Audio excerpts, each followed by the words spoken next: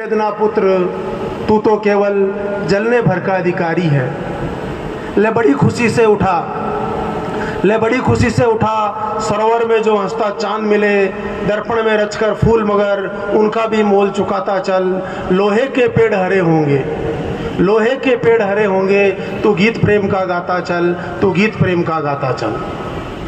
पुस्तक खोखर वंश का इतिहास व संस्कृति की विमोचन समारोह के मुख्य अतिथि मारवाड़ की आन बान शान के प्रतीक हिज हाइनेस महाराजा गज सिंह जी महाराज के यहाँ आने से इस कार्यक्रम में 4 चांद लगे हैं। हम इनका हार्दिक आभार प्रकट करते हैं। समारोह के विशिष्ट अतिथि प्रोफेसर जहूर खान जी मेहर, इतिहासकार जोधपुर, कॉमरेड मनोज कुमार जी परिहार, मंडल सचिव जोधपुर, कॉमरेड महेंद्र जी व्यास, मंडल अध्यक्ष जोधपुर, रणजीत खान जी पहाड़ियान, अध्यक्ष कैम खानी सोच संस्थान, अतीक साहब और सभी मंचासीन अतिथियों का मैं स्वागत करता हूं, अभिनंदन करता हूं कि आप यहां पधारे।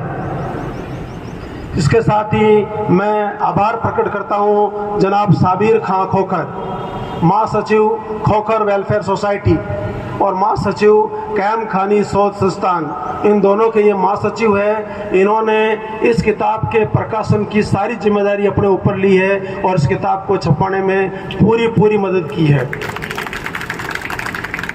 पुस्तक खोखर वंश का इतिहास व संस्कृति लिखने की इच्छा शुरू से ही थी। 23 जून 2019 को खोखर वेलफेयर सोसाइटी ने डेगाना मीटिंग में इस महती कार्य को मुझे सौंपा। मेरा उद्देश्य खोखर वंश के इतिहास का संकलन कर भावी पीढ़ी के लिए मार्गदर्शन करके आगे बढ़ाना है। खोखर का इतिहास एक बहुत बड़ा विस्तृत इतिहास है जो अलग अलग समय के काल खंडों में बंटा हुआ है। मैंने अपनी ओर से पूर्ण प्रयास किया है कि मैं इस इतिहास के साथ न्याय कर सकूं। इस पुस्तक के सभी तथ्यों के संदर्भ इतिहास की प्रमाणिक पुस्तकों से लिए गए हैं। इतिहास के संकलन के लिए मैं जोधपुर की विभिन्न लाइब्रेरी व जोधपुर के ग्रंथागार की सहयोग लिया है। मेरा सतत प्रयास रहा कि मैं रोजाना 4 से 5 घंटे लाइब्रेरी तथा इतिहास संकलन को दूं। लगभग 6 वर्षों तक मैं इतिहास की अलग अलग बिखरी हुई कड़ियों को जोड़ता रहा। मुझे इस बात की संतुष्टि है कि मैं सभी चीज़ों को पूर्ण तथ्य के साथ जोड़ पाया और इस पुस्तक को जो 344 पृष्ठों की है पूरा कर पाया। इस पुस्तक में 24 अध्याय हैं। पंजाब में भीरा शहर खोखरेन एक बड़ी जगह का नाम था। 8 स्टेप से बना यह शस्त्रधारी कबीला था जो कि साल्ट रेंज तक फैला हुआ था। ऐसा कहा जाता है कि खुखराइन वंश मूल रूप से राजपूत था। बाद में कबीले ने इस्लाम और सिख धर्म अपनाया। सिंध प्रांत के खुखरेन से जो भी निकले सभी लोगों ने अपने नाम के साथ खोखर शब्द लगाया, वह चाहे किसी भी धर्म या जाति के हो, जैसे राजपूत खोखर, जाट खोखर, विश्नोई खोखर, सिख खोखर, मुस्लिम खोखर और अलवी खोखर। खुखरेन की राजधानी भीरा पर आक्रमणकारियों की एक लंबी श्रृंखला है क्योंकि ये जगह भारत आने वाले आक्रमणकारियों के रास्ते में पड़ती थी। खुखरेन पर सिकंदर महान, महमूद गजनवी, चंगेज खान तक के आक्रमण हुए, जिसके कारण खोखरों को ये नगर छोड़कर दूसरे स्थान पर जाके बसना पड़ा।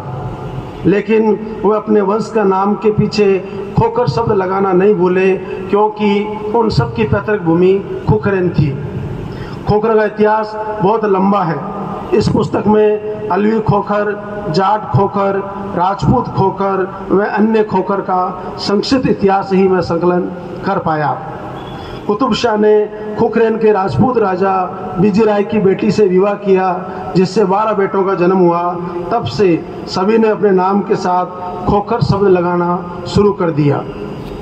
खोखर एक मजबूत मार्शल कौम है जो अपनी बहादुरी के लिए विश्व प्रसिद्ध है।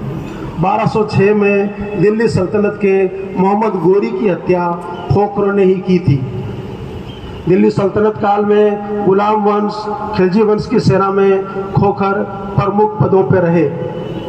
उसके बाद सैयद वंश के रूप में खोखरों ने हुकूमत की। 19वीं सदी में दिल्ली का सबसे शक्तिशाली मलिक दुर्रब खान कुतुबशाही खोखर था। इसके बाद कुतुबशाही खोखर खुखराइन से निकलकर गुजरात, फतेहपुर और राजस्थान के नागौर में आबाद हुए। फतेह शाह खोखर की 3 रानियाँ थी, जिनसे 18 पुत्रों का जन्म हुआ, जिनमें से 3 पुत्र समन पीर बाबा की खिदमत में दे दिए गए और 15 पुत्रों से अलवी खोखर की 15 गोत्र चली, जो आज भी 15 गोत्र के रूप में वर्तमान में चल रही है।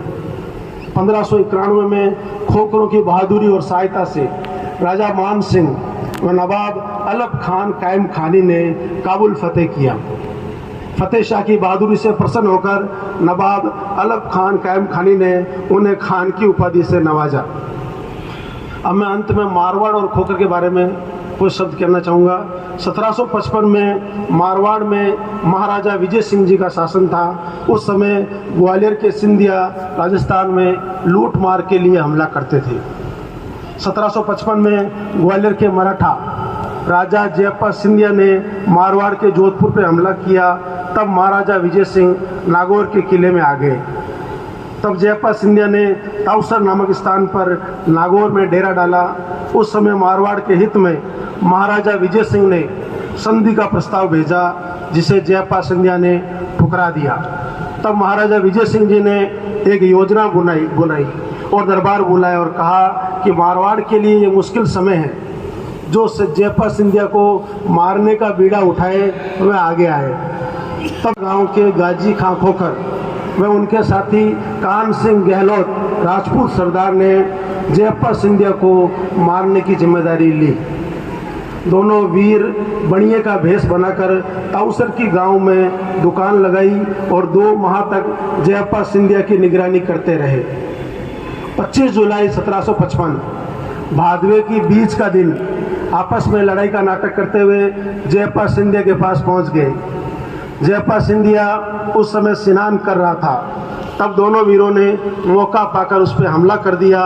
गाजी खां खोखर ने सीने पर तथा कान सिंह गहलोत ने पेट में कटारी मारी और दोनों वीर बोले कि ये मारवाड़ है और उसका वध कर दिया। दोनों वीर वहाँ लड़ते हुए मारवाड़ के लिए ताउसर में ही शहीद हो गए। वर्तमान में जोधपुर के मंडोर म्यूजियम में जयपाल सिंधिया को मारते हुए दोनों वीरों की बड़ी कलाकृति लगी हुई है। उसके बाद महाराजा विजय सिंह ने शहीद गाजी खां खोखर के बड़े भाई केसर खां खोखर को बुलाकर 14 गांव की जागीर बिना हासिल का पट्टा दिया। वह कान सिंह गहलोत के भाई धन सिंह गहलोत को डोटोलई मेड़ता सिटी की जागीर दी। तब से ये कहावत चली आ रही है कि खोखर बड़ा खुराकी, खोखर बड़ा खुराकी, खा गया हापा जैसा डाकी। खोखरों ने जोधपुर की सेना में 400 से 500 वर्ष तक सेवाएं दी है और यह अटूट रिश्ता हमेशा बना रहेगा।